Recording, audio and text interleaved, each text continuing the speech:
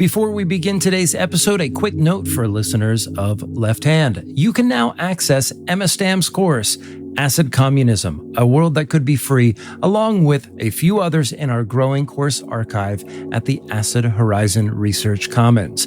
Starting this month, patrons of this podcast receive an extraordinary discount on archive access. So if you've been following the conversations here and want to go deeper, it's the perfect moment to come aboard. And this is only the beginning. In the coming months, we will add new courses from Stuart Kendall, Adam Jones, Timothy C. Jackson, Meredith Graves, and many more. And now for today's conversation, Emma has invited Fabian Offert to the show to discuss his forthcoming book, Vector Media.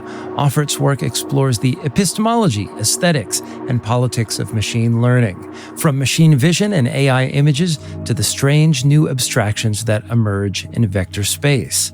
Okay, let's listen.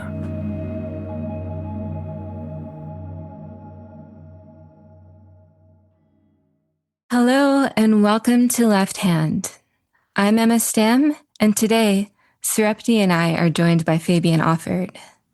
Fabian is an assistant professor for the history and theory of the digital humanities, director of the Center for the Humanities and Machine Learning, and principal investigator of the AI Forensics Project at the University of California, Santa Barbara.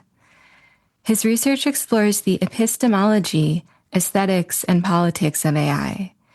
He studies how machine learning models represent culture and what's at stake when they do.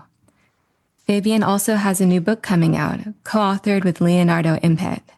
It's called Vector Media, and it has a publication date this coming April. So we're very excited to talk about the book and the many theoretical and political issues that come to bear on it. Fabian, thank you so much for joining us. It's a pleasure to be here. Thank you.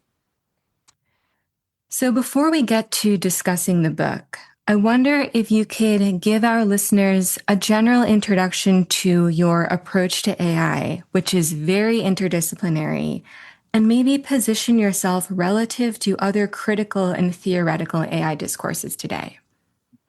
Yeah, I can try to do that. That's a big question, because maybe that's a good point to start. There's the notion that a new field might be emerging that some people have been starting to call critical AI studies. And that's perhaps the best kind of like anchor point for my work, even though I would say it's perhaps just a niche within critical AI studies. But it certainly, as you were saying, is interdisciplinary and somewhere between science and technology studies, media studies, the history of science, history of computing, but also capital T theory kind of. And political theory even a bit also. I would describe my approach to AI as mostly materialistic, if that makes sense, or materialist rather, not materialistic, but materialist, in the sense that I'm really interested in, let's say, the implications of how exactly these machines work and what we can know about how exactly these machines work. What is really at stake when very specific mechanisms start to act in the world.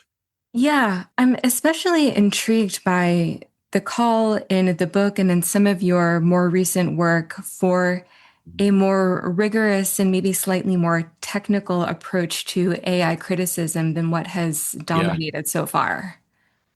Yeah, I've written a brief paper with a friend and collaborator of mine who was at the University of Basel about the field of critical AI studies, and we have caught a lot of flack for that, or not a lot, but a little bit of flack for that, just because people really don't like the idea of, let's say, more rigorous approach to this, even though we qualify it by saying that doesn't mean at all that we should cease to do philosophical reflection on artificial intelligence. But it means, to me, to look left and right. And that includes the technical disciplines like computer science, and see, for instance, what is going on in those weird subfields like explainable artificial intelligence, where the engineers themselves have started to wonder how knowledge is represented exactly in these systems, and how can we know that? How can we learn about what's represented? And I think we can learn something from these approaches, not necessarily methodologically. We don't need to adopt these approaches and do more technical work, but rather the way that they frame the questions is interesting, I think. And that's a bit of a contrast to what I might describe as a kind of like blanket refusal critical stance towards AI that basically says, and we all are aware of this, right? Because it is used in particular political contexts, it's to be banned overall. There's nothing good about it whatsoever. And I tend to disagree with that. I think there's lots of interesting challenges in this technology, interesting aspects of machine learning that can be and should be an object of the humanities to study. Yeah, thanks, Fabian. This is, as I said before we opened up the recording today, this kind of research is not necessarily my wheelhouse, but I think we're now living in an atmosphere where AI discourse absolutely infuses almost every aspect of our lives, especially as we interact online.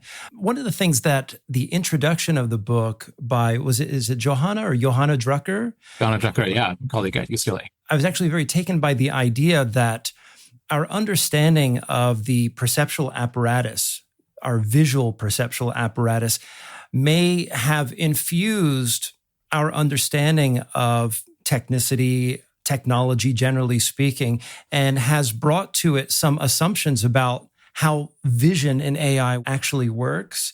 It kind of got some leverage on some assumptions that I had about artificial intelligence and images, and made me also think, too, that perhaps where we stand at this juncture with regard to how AI is developing and the sort of morality that's growing around it, I wonder if the anxiety around things like AI art already was baked into the way that we have been consuming images online for a long time and what we understand as art. For example, I remember when there was certain anxieties about CGI, maybe in the late 1990s. And for probably the latter half of my life, I've been sitting in front of a screen. And needless to say that much of my encounters with quote unquote art have been in this sort of second dimension. And so our whole understanding of art and aesthetics has been shaped by a certain real physical positionality, a person seated in front of a screen. And then AI comes on the scene to sort of compound the problem, so to speak. And I was wondering to what extent our understanding of the image itself has been informed by the history that brought us here. Do you see that shift in image circulation as part of what motivates the whole debate about AI? Yeah, that's a great question. I've been trying not to think too much about AI art lately, just because that requires me to look at it too much. And I find most of it intensely boring, to say the least. Sure. But with very few, or actually a couple of exceptions that I could list, but won't list now. But I think your sense here is completely correct. And in fact, and I'm just mentioning this because before we started to record this, I just taught a class called Digital Visual Studies that looks at digital images and ends on artificial intelligence images as the most like contemporary manifestation of digital images. But we start from Walter Benjamin's notion of the work of art in the age of its technological reproducibility and the kind of societal changes that are reflected in the media technology of the time. For Benjamin, that was film, of course. And I'm just mentioning this to say that I agree that we need to take into account the kind of like a long history of our viewing practices, maybe, of images. I think that makes a lot of sense. But also, really some of the most, let's say, outrageous questions or most pronounced questions that exist in the AI art discourse, right? Questions that people have been asking for decades, basically. And this example that I always give people, that in the early 1960s and late 1950s, there was a brief existence, a group of engineers and artists in the town of Stuttgart in Germany at the university there.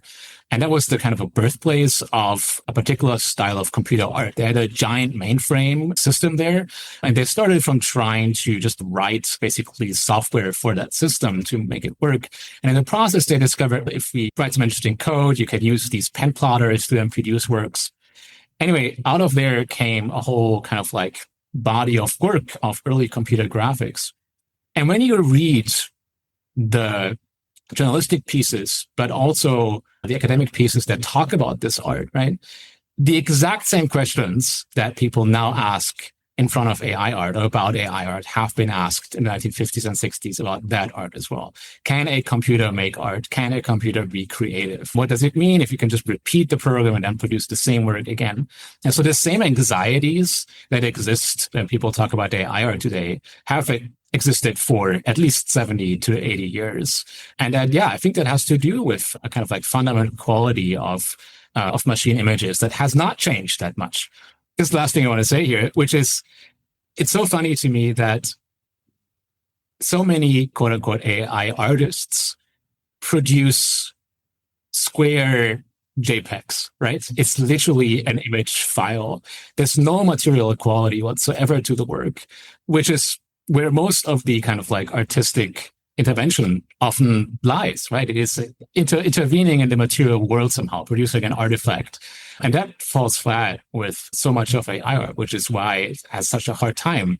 And actually, if you look at the art world, you will see that those works are not in galleries and museums, right? People claim they're great art, but you won't find the more traditional institutions adopting them. So I want to pick up on this thread about art, images, perception, and ask you a two-part question. The first is about Philip Agger's critical technical practice, which is a touchstone throughout vector media and something that I wish was more widely known among scholars, even among the general public. So if you could start by describing what Philip Agger means by critical technical practice. And then what I'm really curious about is, why have you found your way into theorizing machine learning, the epistemology, politics, aesthetics of machine learning, using this methodology, we might call it, of critical technical practice through machine vision specifically, rather than other sorts of machine learning applications? Why this focus on the visual, the phenomenology and cognitive science of perception, or visual perception specifically, rather than any other flavor of machine learning today?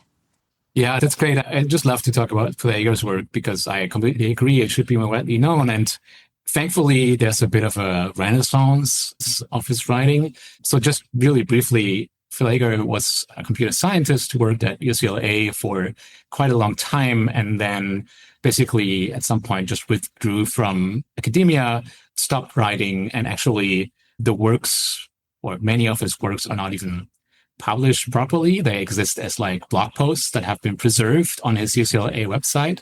So it's all a bit obscure, but Phil Agger had this incredible, or has this incredible lucidity in his writing that really manages to combine the philosophical and the technical. Just as a brief aside, my friend Leo and I, who co-authored the book with, we once did a kind of like computational analysis of Phil Agger's library. One of his blog posts is all the books he read with little like notes. And it's so interesting to see like the scope of European philosophy that exists there and the thoughts he had about this. But he was a computer scientist and computer engineer working in the 1990s, 80s and 90s. And he came up with this concept of critical technical practice to better understand how philosophical critique and concrete technical development can work together. And the fundamental idea here is that concrete technical roadblocks, that is, your program fails, right? You try to write some code because you're trying to do a thing and that doesn't work. And concrete roadblocks like this, eventually, in the last instance, can be traced back to philosophical problems. So really, if you look at your technical problems very closely, you will find a fundamental philosophical problem that people have been struggling with forever. It's just being made opaque by the fact that it's mediated so many times over and eventually then resurfaces. And his proposal is to do that, to understand that connection, and then take the insights from reflecting on the fact that technical problems are philosophical problems, take this back to technical development and say, if I'm a computer engineer working on a thing, I should be thinking about these things. And that should in turn influence how I build my artifacts, how I write my programs, how I build my computers, and so forth. And I think that's a really interesting and interdisciplinary, but also challenging mode of working. And in the academy, the field of digital humanities has tried that for a really long time, but to not too much success, I would say. And I'm dunking on all my colleagues here, but I think it's like almost common knowledge that when you work in this field, you either do the technology, you build the tools, you do the programming, or you think about things. So in that sense, the kind of synthesis that Egor was talking about hasn't happened yet. But I think it's more pressing than ever looking at AI that we find a mode of working like that where neither is excluded in the process. So you asked about images also, and about how I got to this place and how I arrived at Phil Egor's thinking. And it's a bit of a messy trajectory because it's like half biographical and half theoretical. The biographical part being perhaps that before I started my PhD, so I did my PhD in a program called Media Arts and Technology, which tries perhaps to do some of that work that Egor describes. It's both theoretical and practical. You build things, but also you do theory. Before that, I used to be a curator at a German media art museum called ZKM, which has a really big collection of media artworks all the way from the 50s to contemporary works. And I really wanted to continue this work a little bit of like thinking about visual things. But then AI happened around 2017 when I did my PhD. And I think my starting point was when word embedding models started to happen. This is like a technology that's partially now the transformer technology that underpins all the large language models. And it's basically, this is also what a book is called Vector Media, because it talks about this fundamental technology of vectorization or embedding. It's basically you take words, right, and you try to find high-dimensional representation for these words. And when I looked at this for the first time in 2017, I was like, okay, this is basically post-structuralism operationalized, because you have the points that reflect the words, and there's all this empty space between the words, right? So what is in this empty space? It turns out the entire space is the structure. You can't really extract the words from this space. But also, and this is partially work that we're trying to do in the book, the grand claim of AI is that it is in this in-between space, between the actual data points, that interesting stuff starts to happen, that new knowledge can be generated. So all of the amazing capabilities of AI, this is what the engineers actually say, is because we're creating this intermediate space between data points. And because we were talking about Egor before, right? It's this kind of like, oh, well, you look at this technical artifact and you kind of like see theoretical thinking reflected in it. And I think that's where all of this is coming from, or at least personally where it's coming from. I think that's something that really grabbed me too about the text was there is a very strong analogy between what in our space is important to us in terms of thinking about how we do good philosophy, which is unearthing presuppositions, faulty presuppositions, and seeing that analogy be then applied to not only focusing on data set critique, but then interrogating those deeper assumptions that we have about perception, knowledge, vision, and how those things are embedded in the architectures and models themselves. And you just gave an example of one by sort of examining the interstitial space between data points. But what do you think are by nature the characteristically bad assumptions that we have had historically about the nature of perception, knowledge, and vision as it applies to analyzing data? You mean like in traditional approaches to how we model? In traditional approaches, not just AI, but maybe even technology more broadly speaking. Is there a sort of lineage or a way that this method of research has unfolded over time?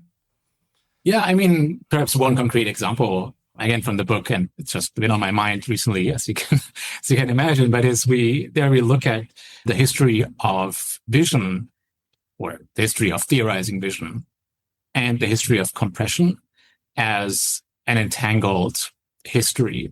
Because it turns out that many scientists since the beginning of the 20th century, when they try to comprehend how it is possible that such a high information signal, such as the visual one, right? If I look at something, that's lots of information, how we are able to process this Because if you think about it naively in terms of in a computational analogy, right? Like, how do we have the capacity to process each and every individual atomic unit, pixel, or whatever it is in our brains? How do we get it into our brains in the first place? So some people have suggested that some sort of compression must happen before we even do the rational processing in our brains. The suggestion is that our nerves, the kind of like lines from our eyes to our brain, already do some form of compression.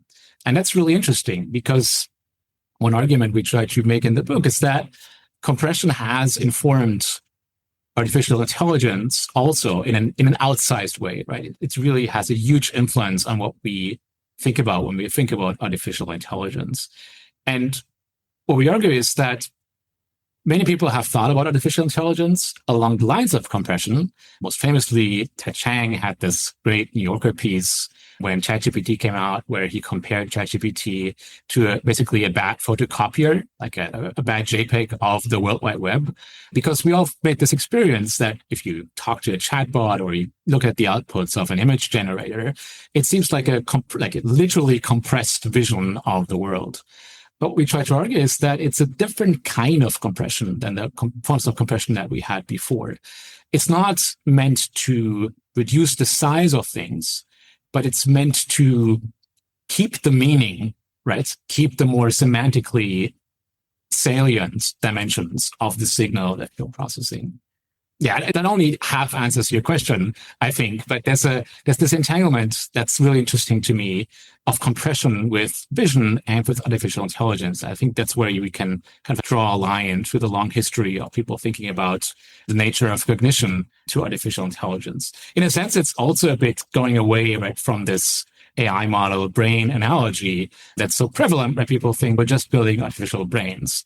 I would say we're building, in a weird way, artificial optical nerves, almost. So the sense that I'm getting here, as you're speaking this out, is that really at every move that you make when you're building these models, you are making certain assumptions about the way that certain things work. One part of the new book that I found really compelling was where you talk about the implications of the move from AI-generated static imagery to AI-generated videos, and why those two things are very different epistemologically. So I wonder if you could say a little bit about that. I thought that was very interesting. Yeah, I also think that's very interesting, because there's this research agenda that has emerged more prominently, I should say. It's been around for a while in the past couple of years, most prominently with the release of the Sora family of models by OpenAI, which are these video generating models that we've seen that are really fascinating and really work really well. The videos that you can make, as long as the clips are really coherent, they work really well, could be right from YouTube. And people, and when I say people, the people who built these systems, the engineers at OpenAI and these other companies, claim that they built these models not to make video generators, not to fill YouTube with slop, but rather to create a model that has a world model, which is a more conceptual understanding of the world. So understanding the world not only in terms of visual statistics, we could say, but really something deeper than that. The one example that people always give when we talk about video models is physics, right? To create a video where something coherent happens, let's say somebody's riding a horse across a field or something like that, you need to know that horses can't fly, that if I sit on top of a horse, I stay there because of gravity. The horse moves in a certain way, in a certain direction. Maybe there's air movement. You get the idea. For that to look coherent, our best bet is to have a model of physics, to have a model of how the world works in physical terms. And the hope is, that's what people say, the hope is that such a model would automatically emerge from a model that's good enough at making videos. And that's something I find really fascinating, because on the one hand, it leads us the furthest away as possible from symbolic AI, so from explicitly programming stuff like physics into things. And in fact, one of the most vocal critiques of contemporary AI, Gary Marcus, has argued time and again, that's what we need to do. We need to give AI models symbolic knowledge about things like physics for them to become better, right? Here we do the opposite. We assume this will just happen automatically. And B, because there's this really interesting clash between what researchers say they are doing, aka trying to build a model that produces physics from nothing or from visual data, versus how the models are actually used, which is to create slop that fills all of YouTube, right? So there's this dissonance here in the agenda, the stated research agenda, and then the actual social use of these models. I wonder if that's not a good place to maybe take a step back, because we've already started to talk about a few points that you and your co-author make in the book, and just hear you speak generally about the project of vector media. And in particular, because this is part of the denouement, this concept that you and LEPHT have come up with called neural exchange value, because that seems to be the thread that hangs everything together. Yeah, so neural exchange value is the kind of endpoint of the book almost. So what we do, not to talk too long or give it too long of a summary, but what we do is we try to, as I mentioned before, sketch this history of vision and compression. This is one part. Another part is we more explicitly try to really write the history of vector media, of embedding, right? This is this technology that's on the fundamental technology that powers almost all AI models, which is we take some data and we try to find a higher dimensional representation of that data. And this is where the interesting stuff happens, right? But then we started thinking about the broader political, social, and philosophical implications of this. And we found this really interesting passage in an early paper by Geoff Hinton. So Geoff Hinton is one of the most prominent AI researchers. He got a Turing Prize, Nobel Prize, all the prizes. And he's been really influential in artificial intelligence, in computer science. And in an early paper, he writes about this concept of distributed representations. And that's basically a previous form of embedding. This is where this whole idea starts, that we can throw data into high dimensional space, and then between the data points, something interesting emerges, new knowledge starts to happen, all the good stuff that AIs claim to do. And he builds this idea from Karl Marx's notion of exchange value. And this is not our interpretation. He literally references Karl Marx. He references Capital. And he says, he gives a little summary of Marx and says, according to Marx, things have a price, so they become exchangeable. This is the idea. You find some sort of abstract equivalent for everything, can then do exchange in. We need to build the same thing for AI, basically. So that led us to then think more about what it actually is that these embedding spaces, these vector spaces do. And it is, in fact, to make all things commensurable, to make everything comparable within that space. So in our understanding, or in our kind of like interpretation or argument, once we try to vectorize media objects, and it could be everything, that could be images, bits of text, videos, scientific data, protein structures, what have you, right? All of these can be compared, can be made commensurable, can be made equivalent through vectorization. And in fact, they are only valuable in the context of AI inference, in the context of an AI model, if we make them commensurable, right? So we have to give them this, what we call neural exchange value, that value that they only have in the context of all the other things that have been embedded, that have been made part of the vector space. And the most interesting thing, for me at least, is that this is a one-way process. If I put an image into a vector space, I cannot get it back. I can, of course, artificially save the fact that I've taken this image and put it in there. It's like artificially keep alive this connection between the original media artifact and its neural representation. But the neural representation doesn't give us any clue about the original artifact. So it's completely transformed. It's completely changed. And that in the light of especially Hinton's reading of Marx, I think, makes a lot of sense as a crude, like, computational model of capitalism itself, in a sense. I guess my question would be, what counts as new knowledge in this case? Because one of the things that I'm hearing is a kind of ontological flattening of all objects into this sort of neural milieu. And that would be one of the first conditions for the creation of new knowledge. And then is it simply synthesis and recombination thereafter? Yeah, that's a very good question. New knowledge in this context mainly means knowledge that's not been explicitly encoded in the data that goes into the model. So the example the engineers always give is, again, from word embedding, where you train a model on a large corpus of text, right? And then these geometric constellations appear in the vector space. And the default example is you train it on a bunch of text, and then you look at the points for man, king, and woman. And you'll find that they are in a particular geometric constellation in that high-dimensional space, such that when you complete the parallelogram that's being produced by these 3 points, you get the word queen, which means you're solving the analogy question: what is to woman what king is to man?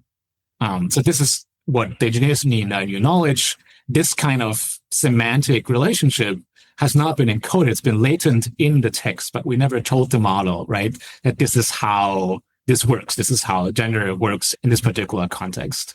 And this is what makes people so excited about these models, that suddenly these concepts that we haven't explicitly programmed in start to emerge. But this is where it gets interesting, because the assumption is that if we extend that to all kinds of data where we are unaware of the semantic patterns that exist, we might find them even though we know they don't exist. And this is particularly important when we look at AI models in the sciences, where this is exactly the fundamental assumption, that we just throw in a bunch of data and then we will get back patterns that we didn't even know existed. The most prominent case, again, is protein folding in AlphaFold. With that said, I'm thinking to something that you had mentioned earlier, and I want to connect it to one of your early publications. I recently came across a paper that you wrote in 2020 about using generative AI to create intermediate images between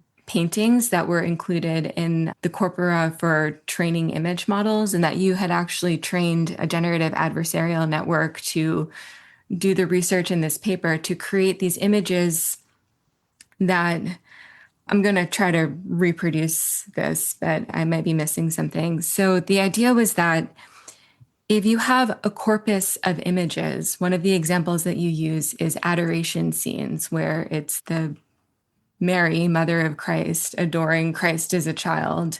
You have a corpus of images, but there may be really big gaps between the years in which these images were produced. It may be that there were certain artists who were underrepresented in a corpus or something like that. You could train again to produce images between the discrete images to draw out certain salient features that the human eye wouldn't necessarily notice. And that paper came out now quite a while ago. I'm wondering if in the past few years, you've become a little bit more critical or just had some different thoughts about using this method to produce new knowledge for the humanities, especially following all of the work that you did on your book. Yeah, that's a very good question. I think I've become lots more critical, actually. And it's funny because I earlier talked about the two sides of digital humanities work, which is always there's some people who do technology, build things, and some people who think about things. And in a sense, that paper that you're referencing is more from the kind of let's just build things and see what happens approach to that kind of work. You said that also that it's a while ago that this paper came out, but I want to really emphasize how long ago that is in terms of artificial intelligence. So this is before ChatGPT, way before ChatGPT, actually. This is also before some of the more important image models before CLIP, for instance, which is a model I've looked at extensively in other work. So this was really early experimentation in that sense. But I do think still that it's just interesting to see what happens in these interstitial spaces on particular, like vis-a-vis particular kinds of data, right? Because usually AI models are not trained on specialized corpora, not even fine-tuned, right? You just throw everything you have at the model to build the most foundation, quote-unquote, model possible. I think there's a case here to be made to try to see what happens with more specialized data, in particular art historical data, and see if we can't start to map some of the less precise concepts that we nevertheless operate with all the time in the humanities to some particular technical constellations, to a particular mechanism. And I think that would be interesting if that happened. I can't say that the results from this particular paper suggest that many new things can be learned from this approach. In that sense, the contribution is perhaps more methodological than it is actual. But yeah, so on the one hand, yes, I'm much more critical. On the other hand, I still think it's interesting. And it's work that can be done because there's so much work that can be done just because we don't have access to the training data of the large models. We don't know how they exactly are set up in terms of architecture and so on. So I'm wondering if the insights that have been gleaned from this research into vector media, if they are in any way applicable or if they fold back upon the way that we understand the human perceptual apparatus, if it goes the other direction. My impulse is to say that there is a distinct difference between, a very distinct difference, if not an opposing difference in a sense, from the way that we understand, for example, human imagination versus what's happening at the level of vector media. Just thinking in terms of, for example, how somebody gets a new idea, an artistic idea, or has an aesthetic experience. In the most extreme case, it might come in the form of a kind of paroxysm of, oh my gosh, I have this amazing idea. It's due in part to something that happened outside of me, in the outside world, the intake of some new data, to put it in crass terms, that I did not have hitherto, versus inside the realm of vector media, in the vector space that we're discussing, we're talking about the interstitial activity between various data points. And I'm just wondering if, as I said, just to go back to the original question, if any of these insights gleaned from vector media have any implications for the way that we understand human imagination or the conceiving of ideas. Yeah, that's every engineer's hope, right? That we might infer something right. about the human condition from how these models work. I'm highly skeptical, to be honest. And I think actually, and almost the opposite is true, that if there is a value in comparing how these systems do particular things to how humans do particular things, it is that these systems are so alien and the modes of doing things are so different. That's the interesting thing, right? It's not that we learn something about how we do things, but we learn about ways to do some things in a similar fashion, but from an entirely different perspective or with an entirely different approach. So really the way that these models, and again, I'm talking about vision and image models here just because that's what I'm most interested in, the way that these models see the world, right, might be really completely different from how we see and perceive the world. I think that's interesting. It's interesting to look at, and some of the work in explainable artificial intelligence that I briefly mentioned earlier goes in that direction of just mapping the alienness of these systems and really showing when we look at a car on the road, we see the object car, and in the background, we see a road and maybe a field or something like that. But machine learning models see something different. They see an object that's composed of sub-patterns. They might emphasize, for instance, the background much more. This is a pretty common fallacy in machine vision, right? You try to teach a system to learn to recognize an object, and all it recognizes is that it's the same background for that object. But nevertheless, it does a good job in recognizing this object based on this false assumption.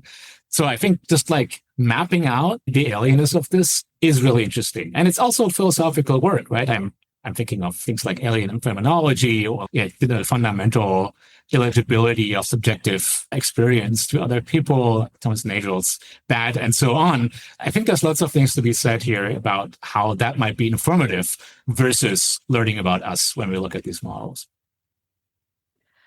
One of the things that I've always found most compelling about machine learning, in particular when I was a professor of philosophy, is using them as models of particular philosophical perspectives in much the same way that we've been discussing, not presenting them as an example of how human beings naturally think, but of what can happen when we try to model or structure our thought very explicitly and then follow it to its practical, logical conclusions. So even if they're not telling us anything about the way that we are naturally, quote unquote, if they're not of particular use to cognitive science or psychology or neuroscience, in a way, they're still, to me, always going to be actually very interesting for philosophy.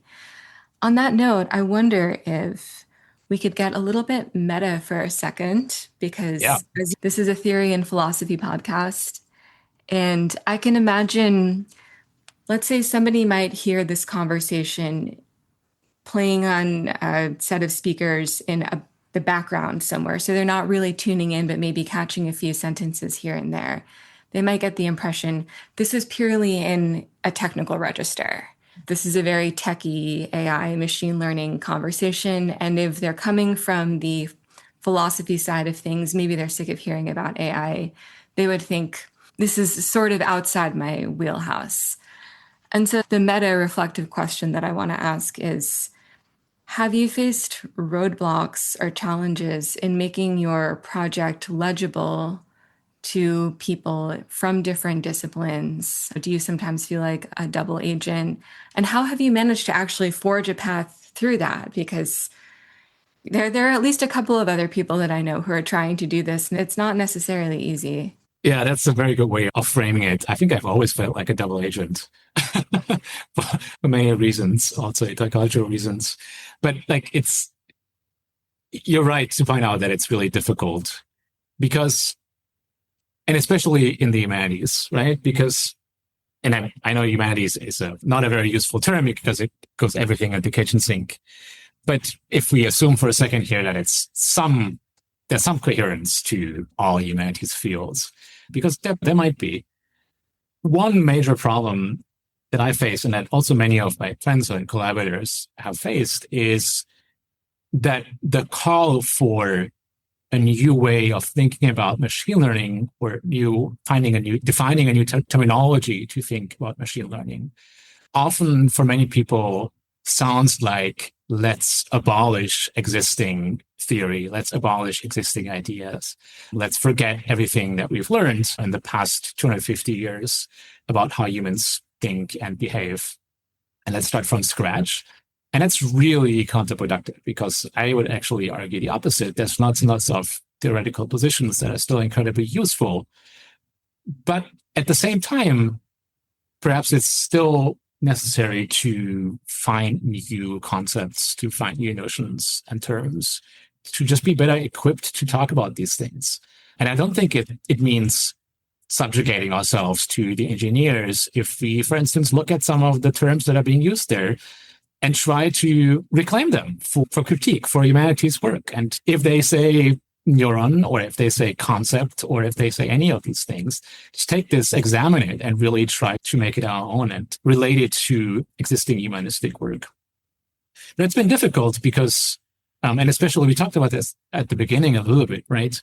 It's been difficult, especially because at the moment where the academic position is not complete refusal, and just to be really clear, I'm very aware of the many nefarious things people are and have been doing with AI systems. I'm also super aware of how flawed every single data set is that's been put into machine systems, into machine learning systems so far. But I think in the moment where you try to argue that, and yet there's something interesting to be said, that's not just let's get rid of it. That's where the problems start to happen. And that's where, and this is how the academy works, we've gotten bad reviews that say, take that and go and sit down and read some actual theory and read some actual philosophy. And then you can come back and try to submit it again for a paper that we wrote. So there's friction, let's say that. But I see that as a good thing, I think. It makes things more difficult for sure. And you can bet there's many times I wished I was just a regular scholar of Shakespeare. There's not going to be any new Shakespeare soon. So it's not going to be, if you've read it, you've read it. And then you can start to look at all the secondary sources. Whereas here, there's new things every single second that happen. But it's a good thing. And I think it's actually such a fruitful new object for humanities research and philosophical critique that I think it's a net benefit if you think about, is there still stuff to talk about productively? If that makes sense. I'm just off the heels of having read Gunther Anders' The Obsolescence of the Human for the first time. Have you worked with his work at all by chance? Not at all. No, it's on my reading pile, but it has been forever.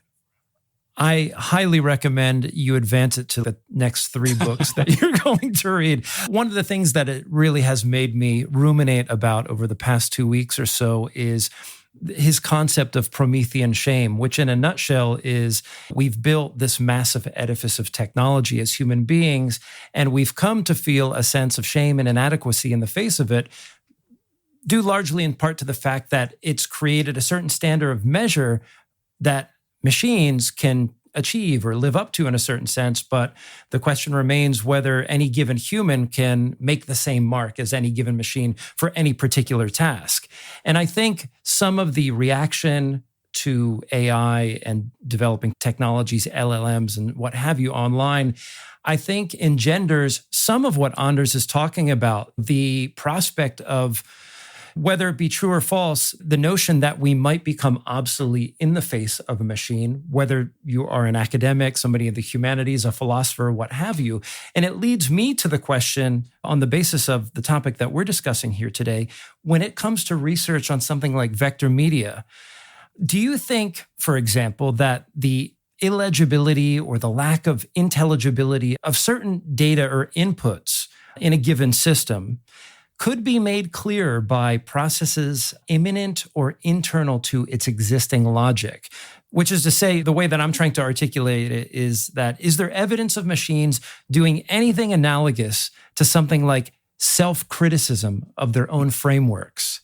And do they look at their frameworks and say, you know what, maybe we need to work on this specific process, or tear this down and let's try this instead? And in virtue of the many attempts, does it ever construct something new? Is there anything within the interstices of those processes that allows the machine to actually create the new in a way that appears new to us by some sort of philosophical rubric, let's say? Yeah, that's interesting to think about. It's in a sense a bit of the positive version of the self-improvement runaway argument, right? From effective altruism, where people are trying to argue that, well, let's self-improve and then eventually take all power and subjugate us and so on. I don't know. That's, I think, where it's useful to look at, I'm sorry, but again, at how it works technically. Just because if you look, for instance, at how, and this is a very simple example here that I really like though, if you look at how large language models hold a conversation with you, it's by continuously reprocessing everything that has been said so far, right? It's not really a back and forth. Whenever you send an answer, the whole transcript of your entire conversation is sent back to OpenAI servers and reprocessed again. So in that sense, the machine, even though, of course, it has memorized the entirety of writing on the internet, doesn't even have a basic sense of memory or a basic memory faculty. It can't even or couldn't even remember what you just said this moment ago if you didn't give it back to the machine and didn't say, I said this, now let's continue this conversation. To the point where, and this is actually some viral video I saw, I didn't come up with this, you can actually artificially change that transcript if you do API calls instead of the interface and pretend that the system has said something offensive, for instance, right? And then it will go ahead and profoundly apologize for saying something offensive that it didn't say in the first place. You just wrote it into there. And there's many glitches and hacks like that work with these kinds of fallibilities of these systems. Could we call that digital gaslighting? Yeah, that's great. That's a great term, digital gaslighting. Exactly, right? So as long as it's like that, I'm not very hopeful or fearful, depending on the version of the argument, that anything like self-improvement or self-correction or Marxist self-critique will ever happen within these systems. Picking up on the theme of Marxism and critique, this is actually not directly related to what you were just talking about, but something I really want to make sure that I remember to ask about, because this is where my stakes are. I am also caught between the ban it all, it's all bad, it all represents nothing but this metastasization of capital, it's imperialism, it's sexism, it's racism. Which it is.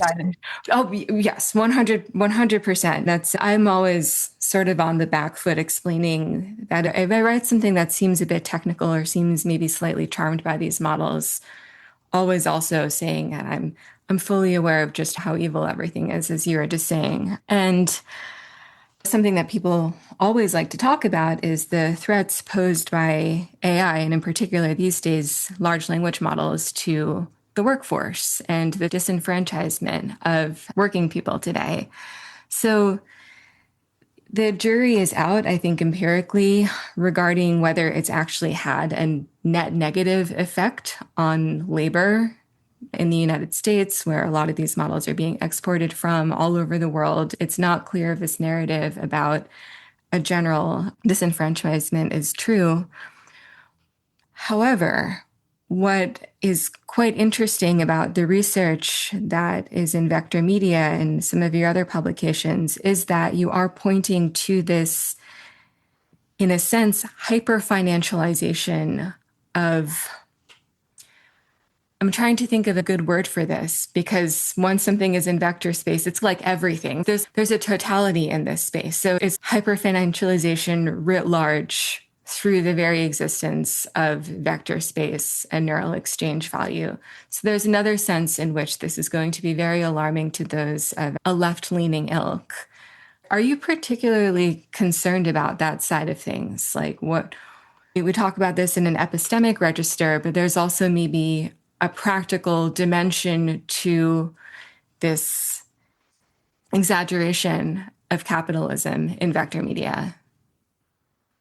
Yeah, that's great. You know how every book ends with like more work to be done? This is the work to be done, right? I feel we did a good job at the epistemic work, but the work to be done is to connect that back to the actual existing social structures and political structures and capital structures that are out there. I don't know if that's work that I even can do, because it would require disentangling really the capital interests in this industry, which is so opaque and it's so difficult to understand what's at stake and when and whose interests are being pushed where. But that's certainly what needs to be done. On the still slightly epistemic side, I'm perhaps a little bit hopeful because, and this is also something that we talk about in the book as a kind of like a little bit of a silver lining, right? This universality and totality of the vector space is a property of every single model that's ever been released. And in fact, the value can only emerge if that totality is being pronounced, right? So basically, your model has to be the model for neural exchange value to be translatable into actual value. And this is interesting because then, of course, that collides with the fact that at any point in time, so many different models are competing with each other. It might, to a degree, explain the fierceness of the competition. Anthropic coming out with Claude 7.9 when OpenAI just released ChatGPT 7.6. I'm making up these numbers, but you know what I mean. That might explain it a little bit, but it's also a bit of a silver lining because practically that will never work out. There's always going to be other models. And I think the one entire globe hegemonic model will emerge. So in that sense, that totality can never be actualized. And I think that's perhaps a silver lining, but with the really big disclaimer, with the really big asterisk, that's still very much on the epistemic side and will probably not help us to escape the actual capital interests behind the actual social structures. Coming to this conversation, some of my comrades on the Acid Horizon podcast have actually written books on AI, and from an almost Luddite perspective, I would say. And I have to say that I definitely lean that way myself, despite the fact that I'm stuck on my computer probably 9 hours a day in some case. But there is this sort of persistent interpassive fantasy with extricating myself from this comfortable lounge chair seated in front of my screen and like finding some sort of new reality. But of course, I see this fantasy being connected to a sort of impotence in the face of what is to be done about AI. And for my own part, just speaking for myself and not for anybody else who I work with, I'm coming to the point where I see the reactivity, the online reactivity towards AI as really amounting to nothing. And it makes me wonder, what does a responsible discourse look like amidst the real ethical problems? You know, somebody like yourself, you're working in this. And so you have to have a kind of sobriety when you approach this research to really find out what's going on. Whereas somebody who's absolutely repelled by AI slop, they cannot effectively comport themselves to even see the facts of the matter in some case. It's a strange question, but maybe you have some words of wisdom in that aspect as being somebody who's worked in this for a while. I can't promise the wisdom content of the following words, but the answer, if there is one, I think is the age-old answer of stuff needs to happen on the ground and in the communities and on a local level. Speaking as somebody who works at the UC, there's a really big discussion within this giant chip that is the University of California system, right? About the proper place of artificial intelligence. Should we just buy into one of the available models? Should we build our own? And so on. And I think there's a case to be made that an institution with resources like the UC can build a counter model that doesn't have at least the most significant flaws of the corporate models. So this is from the institutional side, but even more locally speaking, I think it's also realizing how much of it is already pushed onto us in every single aspect of our daily lives. Just recently, just to give you a concrete example, right? There's this, and I'm sure you've heard about this, the traffic cameras by this corporation called Flock. And it turned out that the federal government has accessed Flock records, especially in the state of California, where there's an explicit law banning federal access to Flock cameras, right? So this has happened, and this has led some people to just point out where these cameras exist, which in turn has encouraged some local police departments to stop cooperating with Flock. We'll see where this goes. I don't have high hopes, but just tracing, let's say, the path that data sometimes takes, I think is something that can be done. That's not just outright refusal and pretending that you can live in a bubble or an ivory tower, whatever you prefer, and escape all of this, because it's inescapable, because it has permeated the fabric of society at this point. There's no way around this. And yeah, that means that some action needs to take place on a local level, I think. I wonder if this is just analogous to a sort of liberal position where on the one side, there is a hope that maybe there is a good AI somewhere down the line. Okay, there's certainly bad ones. And what we will do is we will fight and resist. And for the time being, we will attempt to create these vacuoles of non-technology. But there's, I think, also a kind of boiling frog dynamic where we are slowly but surely becoming accustomed to the infiltration of AI into every aspect of our lives, to the extent that we grow tired of resisting. End user license agreement, click here if you've read everything. I'm clicking it every time, I got to be honest. And I just wonder if in the next 5 to 10 to 15 years, if it will just be pervasive without almost extreme action. It probably will be. Yeah, it probably will be. But the question is, what is to be done then? And I didn't promise any wisdom, so I'm happy that I didn't, because I don't have a solution. I don't have a solution for that problem, apart from really super basic strategies of resistance. Leave your phone at home. Don't bring it everywhere. Leave your phone at home. Don't use it too much. Don't enable tracking. Like all these little things that are so simple and trivial, but perhaps that's almost the only thing that's left apart from coordinated social action, which is always hard to achieve. It's so funny. I have been a tech critic of a certain sort for a long time, but I really mean of a certain sort because I've always felt it very important to really get to know the technology from the inside out, learning how to code, spending time with all sorts of different types of engineers and computer scientists to learn from them, and also being quite charmed by code, by different applications, now going on almost 20 years, and kind of needing to hold on to that charm in order to learn enough about the technology to do what I've always thought of as like a proper theorizing of the digital. And I'm not particularly fond of the fact that AI is such an affective trigger for people these days, not because I don't understand it. In fact, I think it's natural and there's a sense in which it's good because it means that we all have consciences.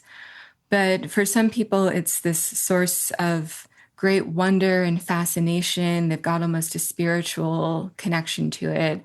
And for other people, it's tantamount to some of the worst forms of political oppression and hatred, and in the way that it makes them feel specifically. And I think that while I don't love the concept of AI literacy as it is often used in the sense of teach your undergrads how to prompt ChatGPT the right way, I do think another sort of AI literacy is actually quite important, as in let's start teaching people the basics of what a machine learning algorithm is in the same way that we used to teach them how to build things with wood, because this is just the infrastructure of our lives. So I'm somewhat optimistic about the possibility for education to be a part of a future where we can live with this stuff. And I wonder, maybe to turn this very long comment into a question, what that looks like for you, because you're an educator as well as a scholar, you're a professor. Yeah. That's a great question. My very simple take is that the kids are all right. It's really, I think they're fine. And I see this every day with my students. They hate AI slop. They hate AI with a passion. Like this is almost a derogatory term now. This is AI made. And that makes me hopeful. That makes me hopeful that they have recognized already what took us a really long time to recognize, that is that creative potential of these systems is limited, that the applications should be monitored and are only a few where it's actually useful. Of course, there's new problems in teaching introduced by artificial intelligence. You can just write an essay with ChatGPT. It's going to be a boring and a bad essay. And in fact, I think one of the most effective, because I try not to police my students in the sense that I try to, use surveillance technology when they have to write their essays and so on. So I have to trust them to a degree, but I think one of the most productive ways of not making them use it is just to say, your stuff will be boring. You will be a boring person if you use artificial intelligence. It's not an ethical judgment. I don't judge you. It's just, it will be boring and I won't be interested, and neither will everybody else. And I think they've internalized that, not from me, obviously, but just from realizing that's the way it is. So that makes me hopeful that it's not all bad, or not all doomed. I think that's where I'm at with the backlash as well. And just going back to the very beginning of the conversation, I think the current state of slumber, if there is one, you're saying the kids are all right. I hope that truly is the case. But the wake-up call that AI has produced is one that's kind of long overdue with respect to our relationship to technology in general. And I really don't have a final comment, except that I follow this Instagram page, which basically, if you have a sort of stationery fetish like I do, I love Japanese stationery and that sort of thing. Each year they have these awards for the top 10 stationery items produced across the world. And one of them is a desktop phone lock. So you basically put it in a box and program it. And as I understand it, there's really no way to get that phone out of there. I'll probably be rebooting my iPad from 10 years ago, like if I start to mentally break down. But I think that's great that there is this sort of counter technology to offset some of the impulsive and compulsive behaviors that we have. But anyway, as I said, that's a complete digression, but I think it fits nicely right here at the end of our discussion.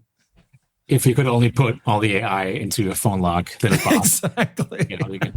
Well, thank you so much for joining us, Fabian. Do you have any other things that you'd like to share with us, to promote events coming up, so on? Thanks, I appreciate that. I'm going to be at a conference Emma that just told me you'll also be at in New York at NYU, organized by Leif Weatherby on cultural AI, which I'm looking forward to. Otherwise, I think I've plugged the book enough. So I hope some people read it and find it useful. That's my maximum expectation for this. So thanks so much for having me. Yeah, absolutely. And I think that the book will be quite popular. It's really fantastic. Again, thank you so much for taking the time. And we really look forward to seeing where your research goes. This is great.